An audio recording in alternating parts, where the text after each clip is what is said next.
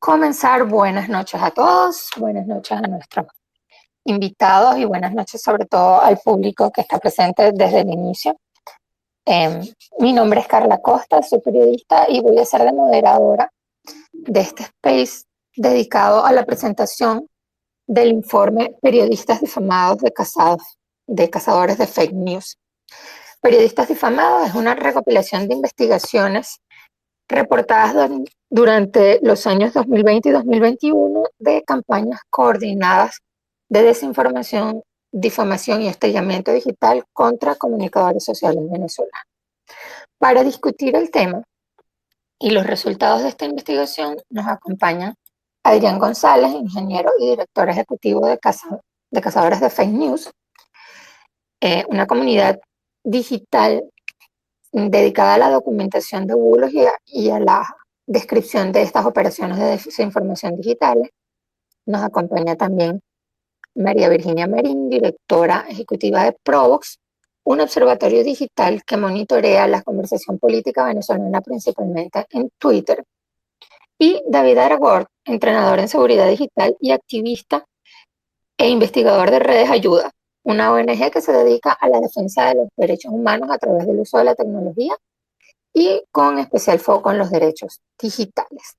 Ellos tres nos van a dar contexto a todo lo que es el resultado de estas investigaciones desde el punto de vista de cada una de estas organizaciones.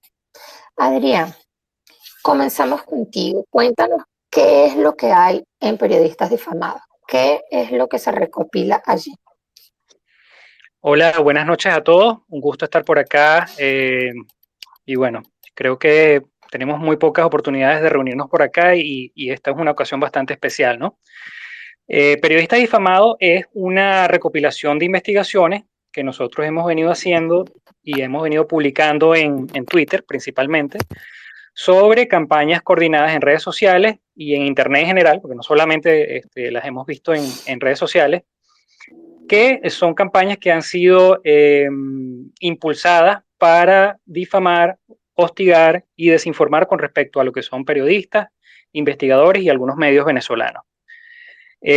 Básicamente la idea surge luego del 10 de noviembre de este año, porque 2 días antes, el 8 y el 9, nosotros vimos que se habían impulsado en Twitter dos tendencias difamatorias contra Norbey Marín, el conductor del programa de YouTube Hasta que caiga la tiranía. Y justo el día siguiente, el 10, se impulsó otra tendencia difamatoria en contra de Roberto Denis de Armando Info. Entonces, nosotros habíamos venido publicando a lo largo de bastante tiempo reportes sobre campañas difamatorias, tendencias coordinadas en Twitter, especialmente cuando eran importantes, pero también cuando había algún tipo de operaciones coordinadas de difamación, ¿no? Que están íntimamente vinculadas con estas operaciones de desinformación y de sembrar desconfianza en lo que son los medios libres de Venezuela. Y bueno, al ocurrir estas tres tendencias nos dimos cuenta que habíamos dejado atrás bastante material que solamente habíamos publicado en su momento en forma de hilos, campañas de hostigamiento en contra de la periodista Sebastiana Barraez y en contra de Roberto Denis también habíamos visto varias cosas más. Entonces decidimos compilar en este documento este trabajo sobre campañas en contra de periodistas y bueno, es una manera como es nuestra forma de explicar este problema, este fenómeno que está ocurriendo en Venezuela y que ya se está haciendo bastante repetido. Entiendo. Mariví, ¿qué ha visto Provox acerca de estas redes? ¿Ustedes han detectado redes similares a las que describe Cazadores? ¿Qué han visto en el monitoreo de ustedes? Hola a todos, un gusto a Cazadores, Carla también por la invitación y compartir este espacio además con aliados tan importantes como Cazadores y Redes Ayudas. Sin duda, creo que todos acá que estamos en este ambiente tuitero sabemos que una de las cosas que más se difunde pues son mentiras, desinformación y afortunadamente también hay organizaciones que hacen el trabajo que hacemos nosotros y que hace Cazadores, que es tan importante, que constantemente va desmintiendo esto. Hemos conseguido redes redes anónimas, que son usuarios sin identidad verificable, que se encargan de propagar desinformación. Como comentaba Adrián, la desinformación es muy importante hacer como esa distinción de cuál es la diferencia entre información errada y desinformación. La información errada, como su nombre ya lo dice, bueno, es información que no necesariamente es la correcta, pero digamos que no tenía ninguna intención de ser errada. En cambio, la desinformación es cuando se distribuye o se difunde información que es falsa, pero con una intención negativa y con una intención bastante clara de ser nociva. Hemos visto, además de estas redes anónimas que difunden propaganda, hemos visto mucha organización por parte de la tropa oficialista, que también tienen como ciertos subgrupos, no solo son los tuiteros de la patria del MIPSI, sino también hemos visto al oficialismo radical muy activo en la defensa a Alex Saab, en la victimización, y esa defensa y victimización de Saab ha tenido también como, entre comillas, un colateral, que ha sido el ataque a periodistas como Roberto Denis, que han sido principalmente los que han desenmascarado toda esta trama de corrupción detrás de Saab. Es evidente que para estas redes que tienen un interés de vender a Saab como un diplomático y no como lo que efectivamente es, que es un empresario vinculado a la corrupción del régimen, pues tienen que también desestimar todas esos cargos o todas esas, digamos, declaraciones que hacen los periodistas y la prensa libre en Venezuela para buscar, digamos, que no tengan tanto fundamento como efectivamente ellos quisieran que tienen.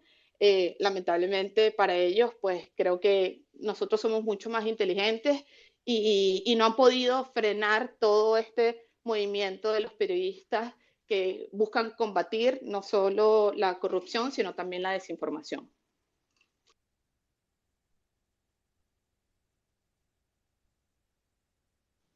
Sí, Carlos, te doy el paso. No sé si estaban escuchando.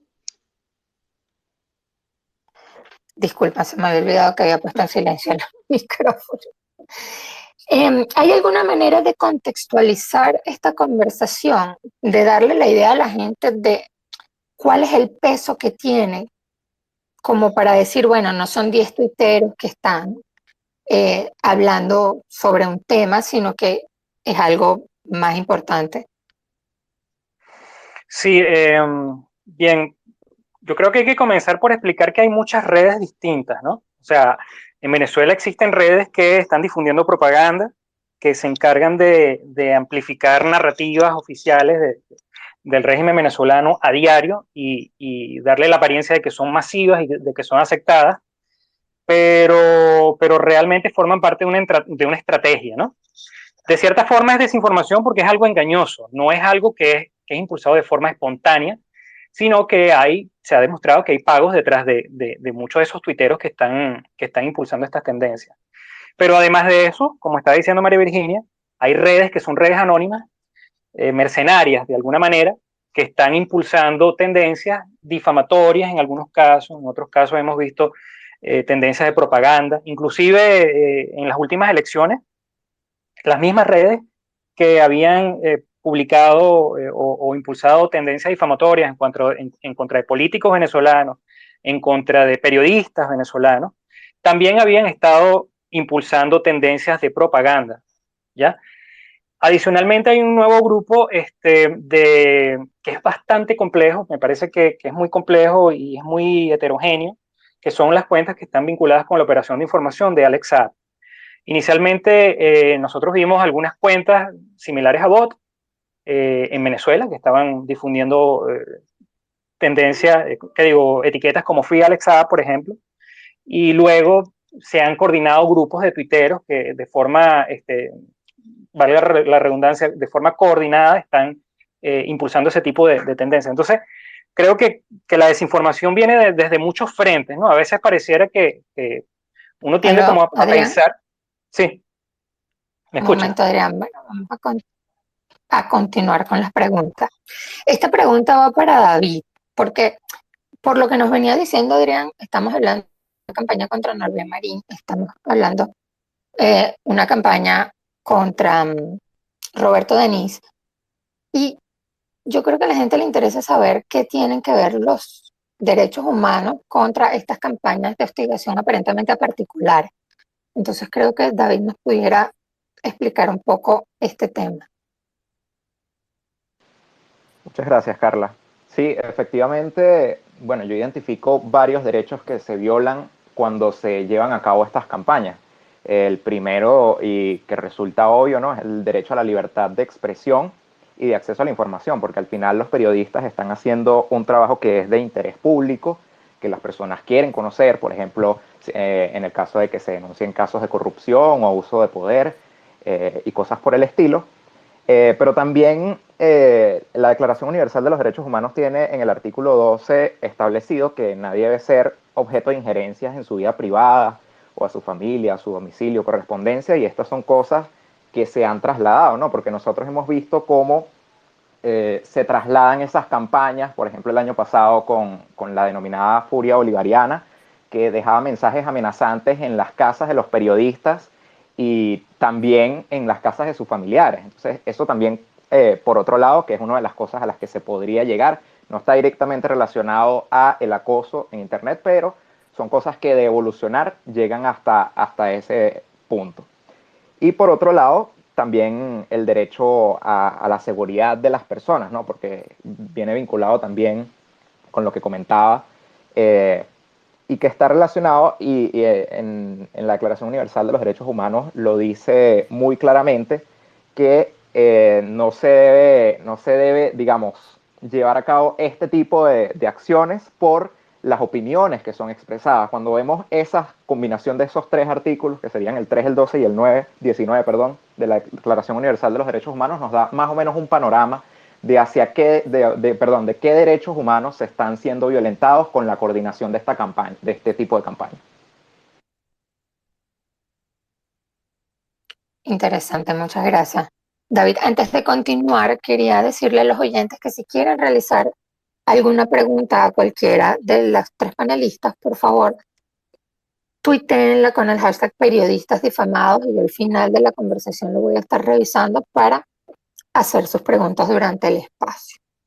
Continuamos con el tema de los diferentes incidentes que se habla en el informe, que ya Adrián más o menos mencionó por encimita.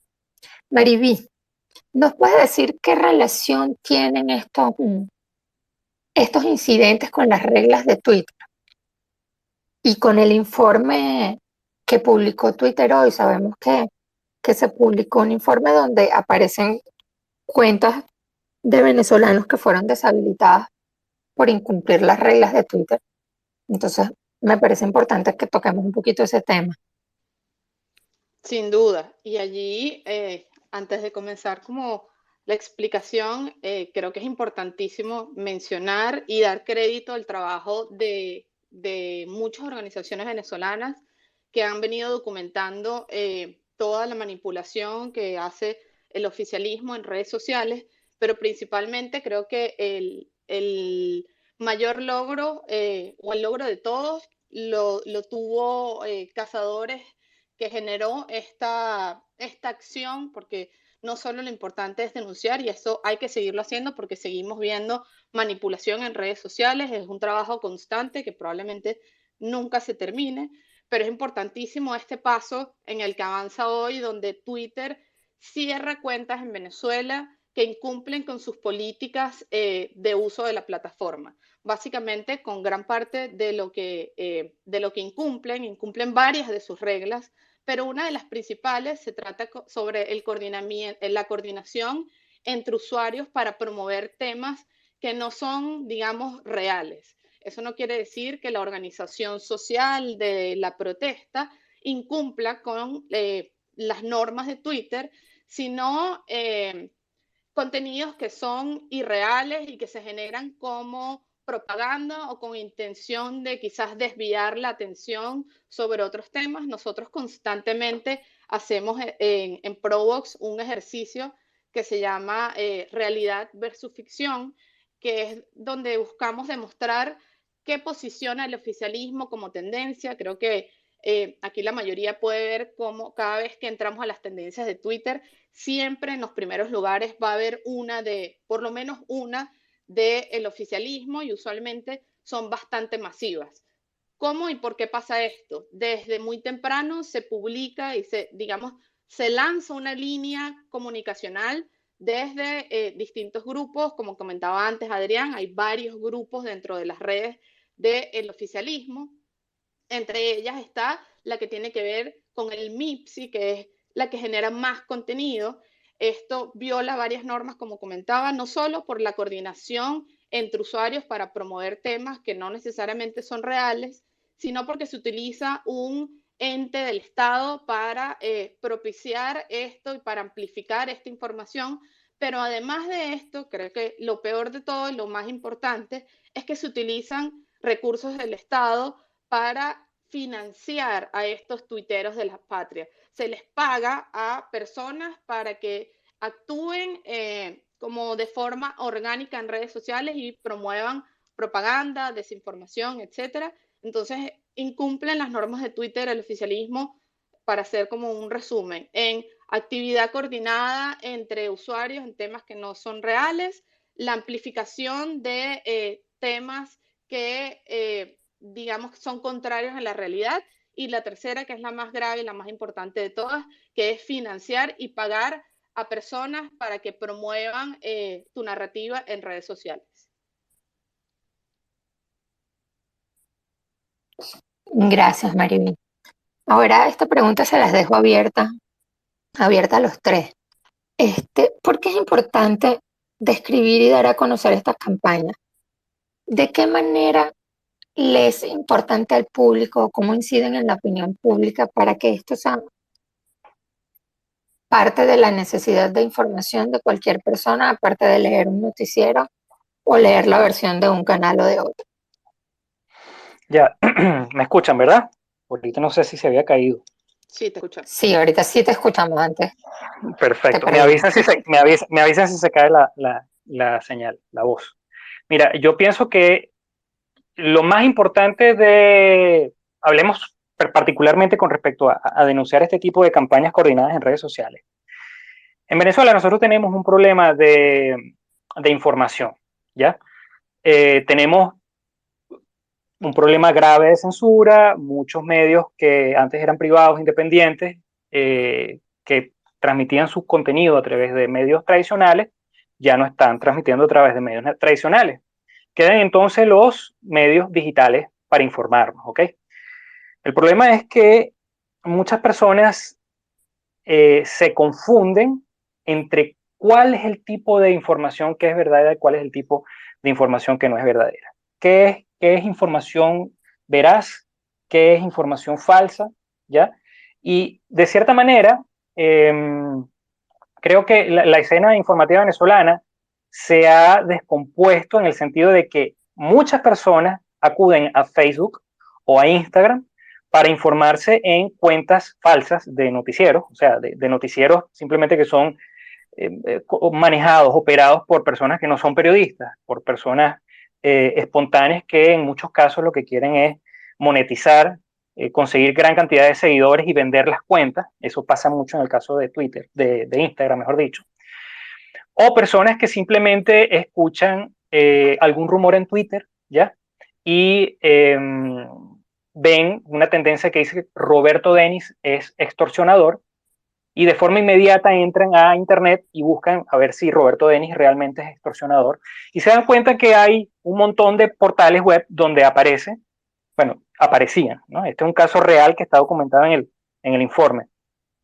21 portales web donde decían reseñas de que Roberto Denis y Alec Boyd, también investigador del caso Alex Saab, eran dos extorsionadores, ¿no?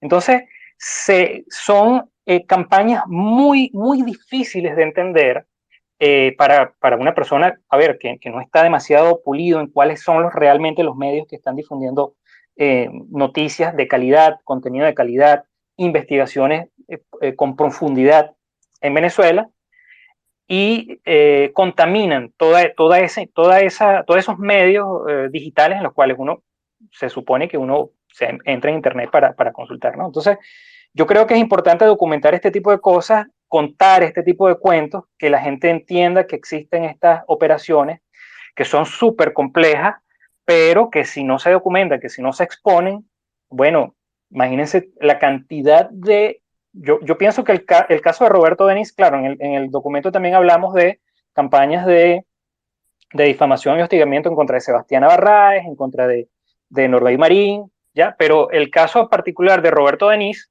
es un caso que es muy complejo porque no son 2 o 3 noticias falsas las que se han documentado en el caso de Norbey Marín, perdón, de Roberto Denis.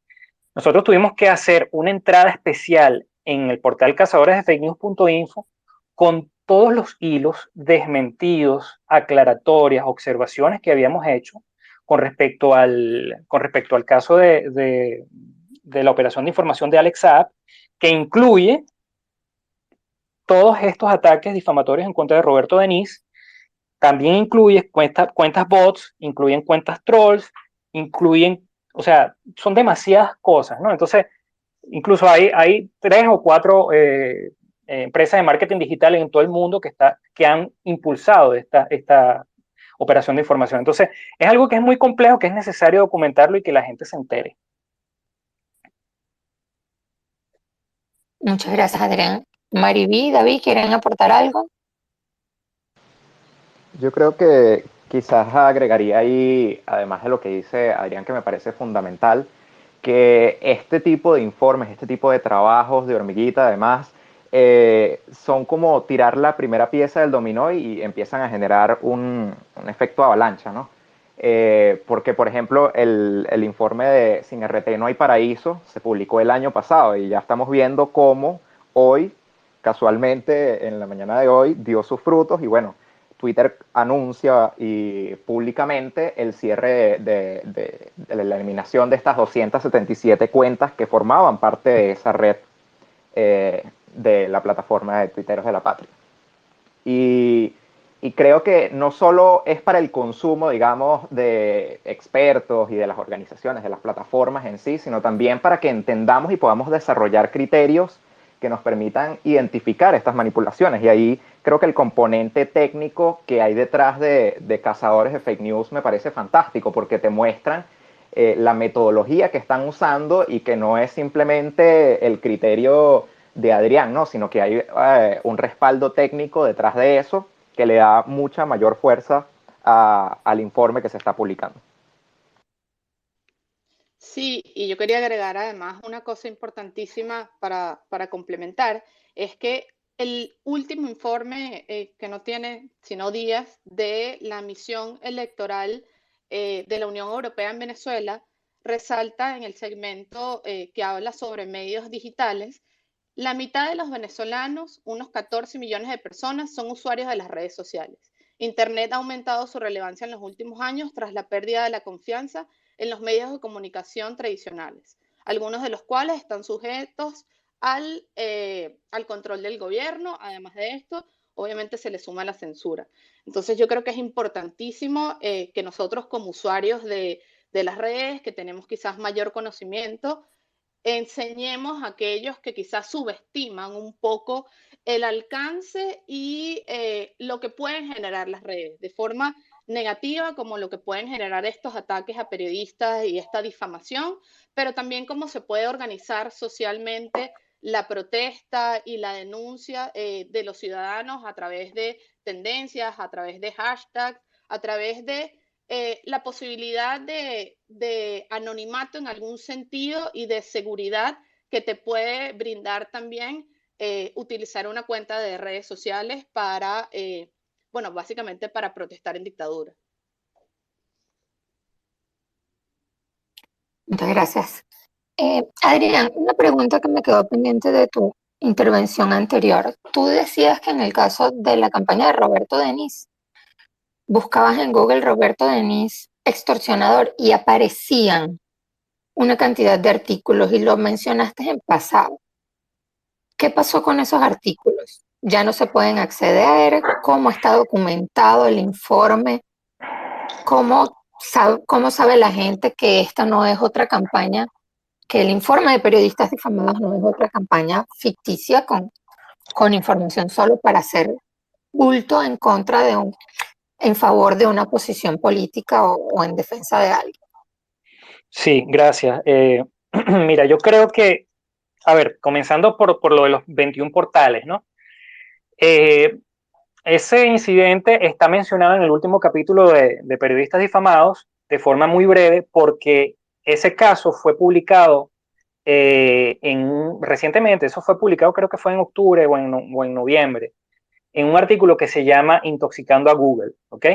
Entonces, ese tema se toca de forma bastante resumida en un compilado de casos que ya nosotros habíamos publicado en la página, ¿no? Eso está en el último capítulo del informe. Ahora, ¿qué es lo que ocurre con los 21 portales difamados? Perdón, los 21 portales de difamación. Nosotros detectamos una red porque el problema no solamente en las redes sociales. En el caso de Intoxicando a Google, de los 21 portales de noticias falsos, fue que nosotros hicimos una investigación, detectamos que dentro de la campaña de defensa de Alex Saab se habían creado, además de los portales normales en los cuales se publica información sobre Alex Saab, los comunicados de la defensa de Alex Saab, algunos de esos portales tienen como nombre alexsaab.com, alexsaab.news, por ejemplo. Además de estos portales, también se habían creado una serie de portales web, de páginas web, que imitaban otros medios, o sea, que imitaban medios, tenían su logotipo, ¿ok? Y tenían artículos reales, que de hecho muchos de ellos eran copiados de otras páginas web, como, no sé, El Nacional, Efecto Cocuyo, a veces en el caso de Venezolana de Televisión también habían algunos artículos copiados, ¿no? Pero cada uno de estos 21 portales tenían una característica en común. En la portada, como artículo destacado, tenían un artículo diciendo Roberto Denis es extorsionador por tal y tal razón. Algunos otros tenían artículos que decían Alec Boyd de infodio.com es extorsionador por tal y tal razón. Entonces nos dimos cuenta que todos estos portales web tenían la misma dirección de IP. Eso implicaba que todos estaban siendo, ¿cómo se llama? Tenía, además de esta coincidencia con los artículos difamatorios, posiblemente el hospedaje había sido comprado a un reseller y todos estaban hospedados en el mismo espacio, ¿no? En el mismo espacio digital. Luego de eso empezamos a ver más coincidencias y nos dimos cuenta que realmente fueron 21 portales que fueron creados para impulsar la narrativa de que Roberto Denis y Alec Boyd eran extorsionadores. ¿Cuál es el factor común de estos dos investigadores? Que los dos han publicado artículos sobre Alex Saab, ¿ok? Entonces, nosotros nos dimos cuenta de que esos portales existían porque las redes que defienden a Alex Saab en Twitter estaban publicando artículos provenientes de esos sitios web, ¿ya? Ahora, un día después, yo creo que no pasaron ni 12 horas luego de la publicación de ese artículo llamado Intoxicando a Google, todos los sitios web fueron cerrados. Todos los sitios web fueron cerrados. La persona que aparentemente estaba vinculada con ellos dijo que, bueno, que no tenía nada que ver y que iba a tomar medidas y tumbó todos esos sitios web, ¿no? Eso aparece bien detallado en el artículo Intoxicando a Google y aparece reseñado brevemente en Periodistas Difamados. Y después de que tumban estas páginas de la web, ¿cómo queda el informe? Es la pregunta específica. ¿Cómo sé yo, el usuario común de Twitter que está leyendo el informe, que ve que esas páginas ya no existen? ¿Cómo sé que alguna vez existieron? ¿Cómo sé que esto está documentado? Sí, mira, porque nosotros nos tomamos cuando descubrimos algún tipo de redes de este tipo, nos tomamos la molestia de hacer capturas digitales de todas las páginas, ¿ya? Porque sabemos que cuando se expone este tipo de casos, las personas que lo están impulsando tienden a esconderse, borran cuentas, borran tweets, borran, en este caso, ¿cómo se llama? Medios falsos, completos, ¿no? Los tumban, los sacan de línea. Y nosotros hicimos captura de cada uno de esos medios, de esos artículos, y está en el artículo, están documentados. Por eso es que quizás los artículos de cazadores son tan largos, ¿no? Porque de repente nos inspiramos un poquito en otras iniciativas como, no sé, como Bellingcat, como el DFR Lab, y empezamos a tomar capturas de todas las cosas que sabemos que luego de expuestas posiblemente vayan a tratar de desaparecerlas para borrar evidencia. Eso está en el artículo y ahí se pueden guiar. Hay mucha información. ¿Y esas capturas digitales en qué consisten? ¿Son capturas de pantalla, fotografías? No, sí, pues, en algunos casos hay capturas de pantallas, pero nosotros preferimos hacer capturas en el Wayback Machine de archive.org, que es un servicio que permite capturar toda la página, el código HTML, los videos, las imágenes, y dejarlas tal cual se veían en el momento que fueron capturadas, ¿no? Esa es una de las muchas técnicas que se utilizan para hacer este tipo de artículos, ¿no? Porque no solamente está en documentar, descargar la data y utilizando en todo caso fuentes abiertas que cualquier persona con acceso a ese tipo de tecnología, que de paso es gratuita, puede hacer. No solamente descargar la data y analizarla, sino también presentarla de una forma de que quede para la posteridad y que las personas sepan que ese problema existió. Así tumben todas las cuentas. Muchas gracias, Andrea. Quedó bastante claro, me parece. Público, nuevamente les invito a hacer sus preguntas a través del hashtag periodistas difamados. Yo lo estoy monitoreando para hacer llegar sus preguntas de manera más ordenada a los panelistas. David, otra pregunta para ti. ¿De qué manera eh, el trabajo de una ONG como Redes Ayuda puede nutrirse de informes como este que está presentando Cazadores de Fake News? Bueno, yo creo que son varias, ¿no? Inicialmente, porque de alguna forma entre todos vamos aprendiendo de todo un poquito, es decir, quizás nuestra área de especialidad sea más el tema de seguridad digital y de censura en Internet, y nosotros podemos aprender del trabajo que hace Cazadores de Fake News. Además de eso, yo soy coautor, junto con Nicole Quilarque, que también trabaja en Redes Ayuda, del informe público anual de Redes Ayuda, donde documentamos, digamos, todos esos incidentes que afectan la libertad de expresión, el acceso a la información y los derechos digitales en Internet en Venezuela. Este tipo de informes nos sirven de materia prima para ese informe que hacemos un poco más narrativo y explicando o haciendo como una compilación de todos esos casos para tratar de ilustrar cuál es el panorama general de lo que se está viviendo en Venezuela, ¿no? Porque si nos centramos solo en el tema de censura y de los bloqueos a sitios web, quizás tengamos una foto muy pequeña.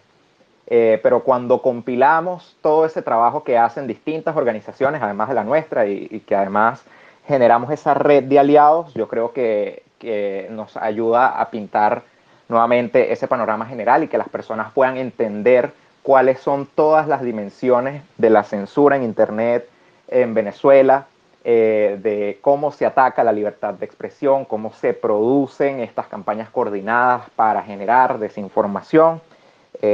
También quiero hacer, bueno, la mención a la profesora Raiza Uribarri, que se encuentra aquí con nosotros, que es la autora del informe Freedom on the Net y que estoy seguro que está de acuerdo conmigo en que este tipo de investigaciones que se generan sirven como materia prima para esos informes más grandes que buscan plasmar quizás el panorama general. Muchas gracias. Y otra pregunta.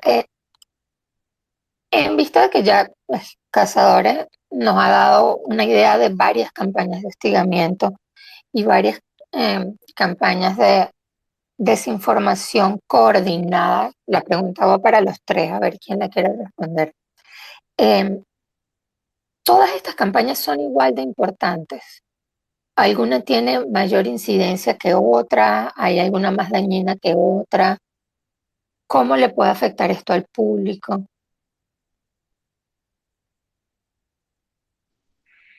A ver, mira, generalmente, inicialmente, mejor dicho, inicialmente nosotros teníamos como una política de no, de investigar, pero no necesariamente publicar o ventilar campañas que tenían muy pocos tweets. Pensábamos que el fin de este tipo de campañas, sobre todo las etiquetas que se impulsan en Twitter, era hacerlas populares, ¿ya? Y si nosotros documentábamos y los poníamos, lo que íbamos a hacer era ayudar un poquito a amplificar, ¿no? la cuestión. Con el paso del tiempo nos dimos cuenta que en muchas ocasiones este tipo de etiquetas no buscan hacerse populares o no buscan difundir una noticia falsa puntual en un día, sino que a mi manera de ver, lo que tratan en cierta manera es como el efecto de la gota cayendo en la piedra, ¿no? A largo plazo, muy largo plazo, ir sembrando narrativas en la gente que las personas tienden como a asumir, ¿no? Como a pensar que son verdaderas. Hay muchos bulos que a veces nosotros estamos dando por hecho. Por ahí estaban difundiendo hoy lo de, no sé, supuestamente Juan Guaidó había aparecido en Forbes o una de las hijas del expresidente Chávez había aparecido en Forbes, ¿no? En ambos casos son noticias falsas. Pero hay muchas personas que difunden esa mentira como si fuera verdad, porque ya realmente ya la tienen adentro, ya la han asumido, ¿no? Entonces, yo pienso que este tipo de operaciones a veces son planificadas como algo a muy largo plazo, eh, con la intención de desprestigiar, de difamar, de que la gente pierda la confianza. Primero ocurrió con líderes políticos, eso ha ocurrido con muchos líderes políticos, lo hemos documentado también, pero en este caso es muy delicado porque son periodistas que están generando contenido que es muy importante. Son periodistas que no pudieron censurarlos porque tienen sus medios independientes. Son periodistas que no pueden encarcelarlos porque están fuera del país. Son periodistas que les han censurado sus páginas web. Hay que verlas a través de VPN, pero siguen allí, siguen publicando su contenido y siguen informando a la gente, ¿no? Entonces, la última opción la última carta parece ser difamarlos, para que por lo menos la gente no crea en ellos, ¿no? Entonces, es increíble cuando, por ejemplo, en el caso de Sebastián Barraez, nosotros investigamos dos casos, dos etiquetas, y veíamos que las etiquetas eran palangrista apátrida, ¿no? O sea, tú difundes fake news, tú difundes mentiras, ¿ya? Y entonces, y nos dimos cuenta que, bueno, la gran mayoría de esas cuentas que están impulsando esa narrativa eran cuentas que eran creadas desde el ejército bolivariano por personas que primero se identificaban como militares, luego en la segunda campaña fueron trolls, fueron cuentas anónimas, pero por ahí se veían las costuras, ¿no? Entonces, parecía que a veces no están orientadas a todo el mundo estas campañas, ¿no? O a un efecto puntual, sino a veces tienen un público particular objetivo. En el caso de Sebastián Barraez pareciera que fuera el público militar, para hacerle entender al público militar que lo que dice Sebastián supuestamente son fake news, y bueno, y también a largo plazo, ¿no? Generar un efecto a largo plazo que termine convenciendo a la gente de que la prensa libre está mintiendo. Sí, yo me permito ahí, Carla, disculpa, hacer un comentario con lo que dice Adrián, que es importantísimo. Sin duda, ellos lo que buscan es en redes sociales confundirnos, porque hoy las redes sociales para la mayoría de los venezolanos no es solo un espacio para la distracción o para el entretenimiento, sino que por el contrario se ha convertido en una fuente de información verificada, por la que la mayoría del público, principalmente opositor, se informa. Entonces, ¿a dónde va uno si quiere saber si una noticia es verdad o es mentira, si no es a Twitter? El público oficialista tiene medios tradicionales, tiene BTV, tiene TVs, etc. Nosotros tenemos simplemente las redes sociales, y además en las redes sociales sufrimos toda esta intoxicación oficialista generada desde el Estado y además pagada con recursos del Estado. Entonces es importantísimo no solo el trabajo que hacen los periodistas, sino sin duda el trabajo de organizaciones y de activistas, académicos, etcétera, en contra de la desinformación en países con regímenes autoritarios como Venezuela, Cuba y Nicaragua, que sucede prácticamente lo mismo. Muchas gracias, Mari. Tenemos una pregunta del público. Fito Batista, que está entre nuestros oyentes, dice, ¿este tipo de campañas tienen efecto en la población? ¿De alguna manera esta narrativa es acogida por la ciudadanía? Mira, La dejo abierta para que la yo, responda cualquiera de los tres. sí, yo quisiera hablar un poquito sobre eso, ¿no? Hay algo que dice Mariví que es interesante. A ver, en las redes sociales es el último espacio, el último bastión que tiene de repente la oposición venezolana para intercambiar información, porque en los medios tradicionales básicamente son medios que, bueno, donde se puede difundir con comodidad la información, son medios que están vinculados con el oficialismo, ¿no? Hay muchos medios que aún se mantienen en pie en Venezuela, tratando de hacer periodismo de forma con muchas dificultades, a veces con mucha autocensura para no pisar trampas, ¿no? Sin embargo, yo lo que pienso es que las redes sociales, una cosa es como se ve desde la oposición venezolana el uso de las redes sociales para difundir información, y otra cosa es como lo ve el oficialismo, el chavismo, para difundir información. Básicamente la doctrina con la cual se rige el oficialismo es no dejar ningún espacio vacío. Eso es algo que se tiene que entender a nivel de lo que es amenazas híbridas, de lo que es este tipo de guerra de información, ¿ok? Mientras en muchas ocasiones la oposición venezolana, ciertos periodistas, etcétera, prefieren no entrar, digamos, en tocar algún tipo de medio, bueno, porque se siente incómodo, etcétera. Del lado del oficialismo se abarcan todos los medios posibles, se interviene en todos los medios posibles, inclusive electorales. En TikTok se abren cuentas en Twitter, porque esa es la idea, llenar todos los medios. Y sinceramente hay muchas personas que utilizan Twitter, la gran mayoría utiliza Facebook en el chavismo para intercambiar información, pero también utilizan Twitter, ¿ya? Lo que pasa es que son grupos, clústeres de comunidades que son totalmente diferentes, y como Venezuela está tan polarizado, a veces pareciera que ni se vieran, ni se entendieran, ni se escucharan, ¿no? Claro, debido a la incidencia de los tuiteros de la patria, pareciera que los chavistas lo que hicieran es simplemente generar spam, pero no es cierto. También utilizan la red social para difundir información, para discutir cuestiones, a veces en muchos casos muy críticas, ¿no? Entonces, yo lo que pienso es que este tipo de campañas a veces lo que tienen es impacto de forma particular en objetivos, en poblaciones objetivas, ¿ok?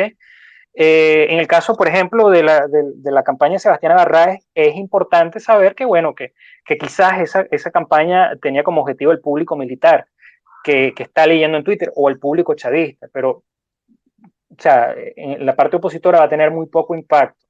Ahora, en el caso de la campaña de Roberto Denis, que está vinculada con la campaña de defensa de Alex Saab, yo creo que es algo en lo cual se ha invertido tanto dinero y tanto esfuerzo que creo que sería el caso más evidente de que podría haber algún tipo de incidencia en la población, sobre todo personas que no tienen, que están consumiendo información directamente de los medios de comunicación tradicionales y que ocasionalmente entran a Twitter a informarse, ven una etiqueta en Twitter con decenas de miles de tweets que dicen viva Alex Saab, por ejemplo, y también aparte de una etiqueta que dice Roberto Denis es un extorsionador, ¿no? Entonces, eso tiende a confundir a muchas personas que no entienden el contexto del grave problema, ¿no?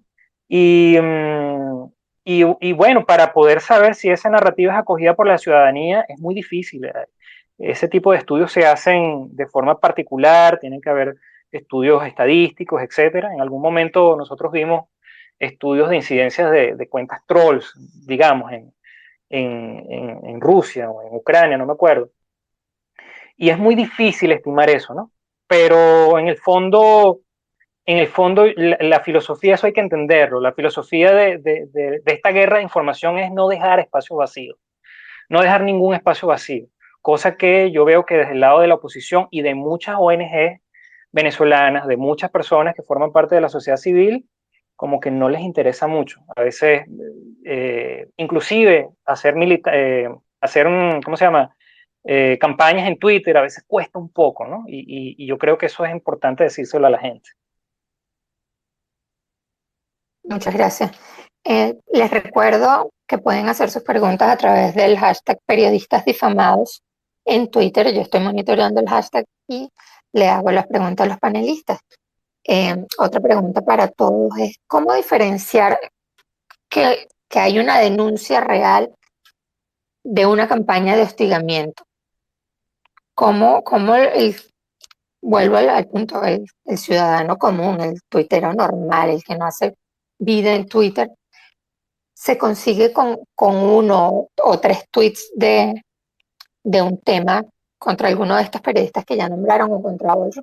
¿Y cómo hacen cómo pueda saber él para saber si hay una campaña o si es una denuncia real?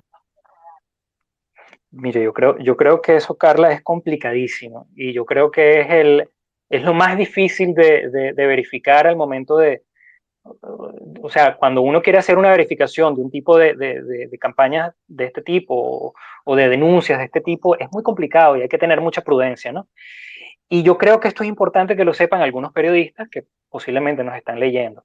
En algunas ocasiones, estas campañas son tan masivas y siempre Provox lo dice, no todo lo masivo es real, ¿no? Son tan masivas y tienen tanto ruido que parecieran que las cosas fueran verdad. Y entonces en algunos casos pisan conchas de mango y publican cosas que no son verdaderas, ¿no? Que se saben que son falsas luego de que sale alguna iniciativa de verificación venezolana, que ya somos varias, y hacemos alguna reseña, ¿no? Ese es el caso, por ejemplo, de un video que fue publicado en una de estas campañas en contra de Roberto Denis, donde supuestamente Roberto Denis estaba hablando con Ewald Schaffenberg de Armando Info también, y estaban haciendo una especie supuestamente estaban conversando sobre extorsiones, ¿no? Eso fue un bulo muy complejo que fue desmentido en Cazadores de Fake News y que algunos medios venezolanos dieron por cierto, sin darse cuenta, ¿no?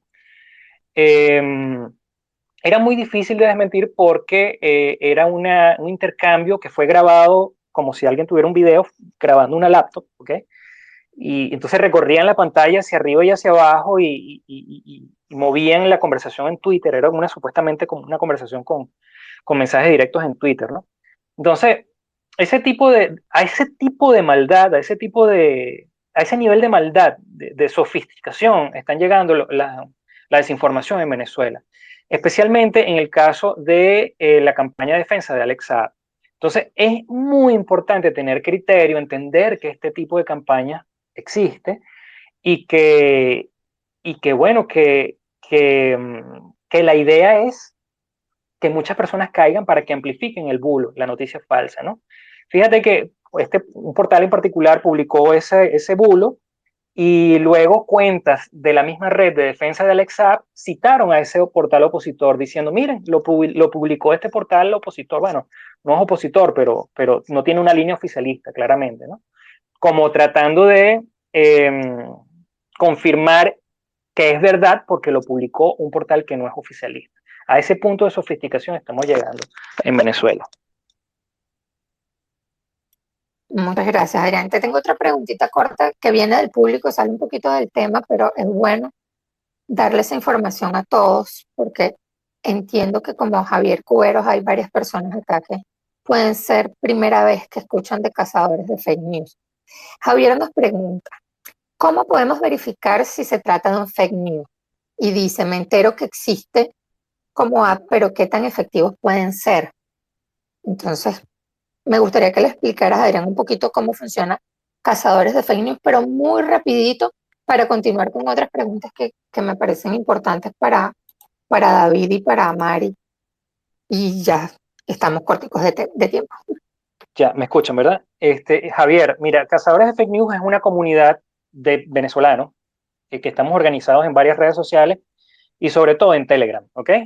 Tenemos un grupo grande, de hecho tenemos dos grupos grandes en Telegram donde intercambiamos información y entre todos nos ayudamos, nos enseñamos técnicas para ver si una información es falsa o no es falsa.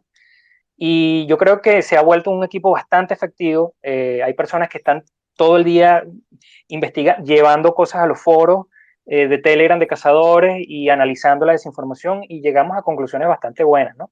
Yo creo que de alguna manera hay eh, iniciativas de verificación muy buenas en Venezuela, periodísticas.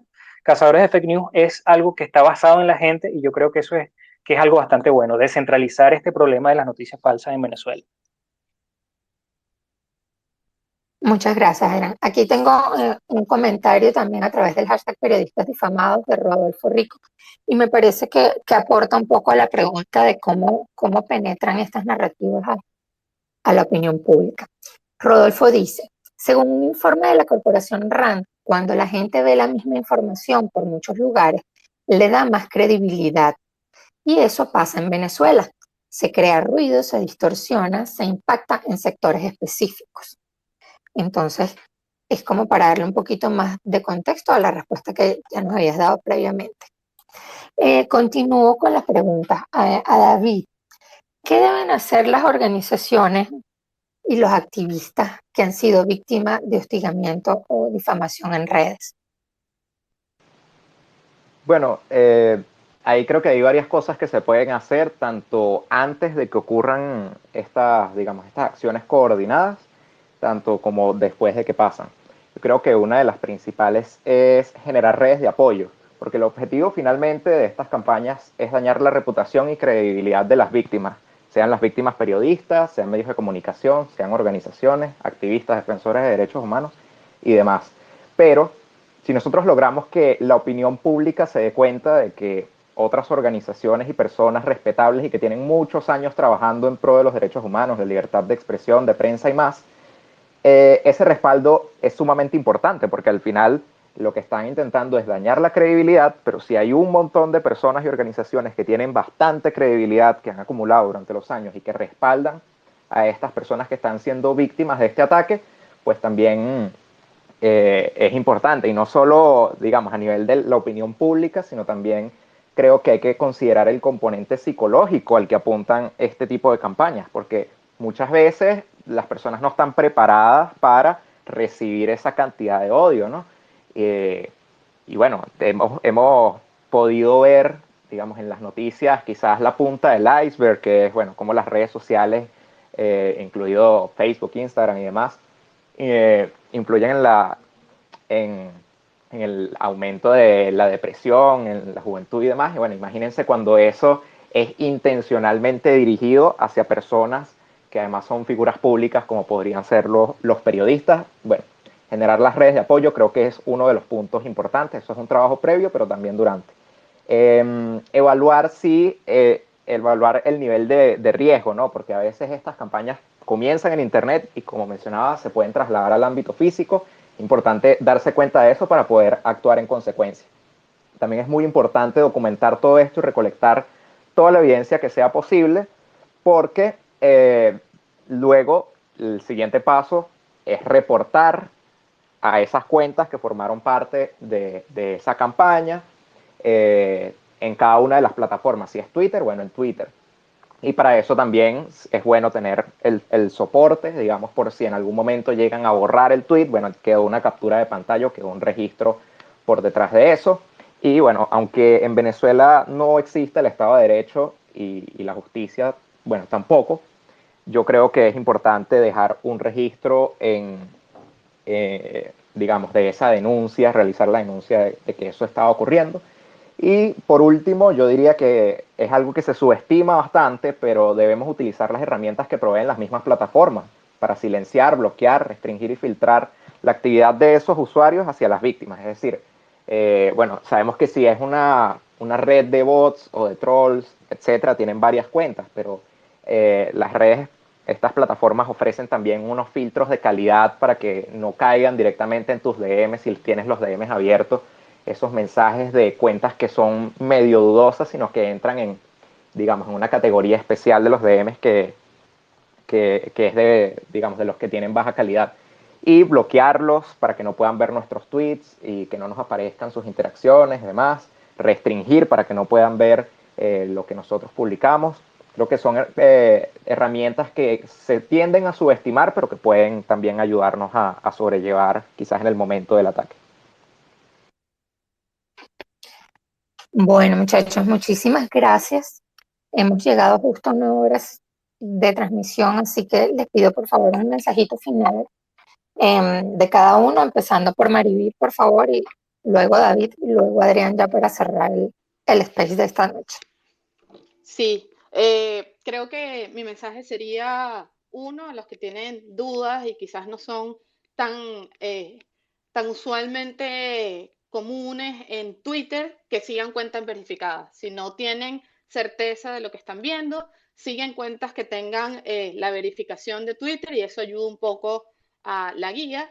Y recordar lo que mencionó hace un rato Adrián, que nosotros es como nuestro credo, lo repetimos y lo repetimos, es no todo lo masivo es real. En Venezuela hay mucha censura en los medios tradicionales y hay mucha manipulación también en redes sociales, por eso es importantísimo entonces resaltar esto. No todo lo masivo en redes sociales es real.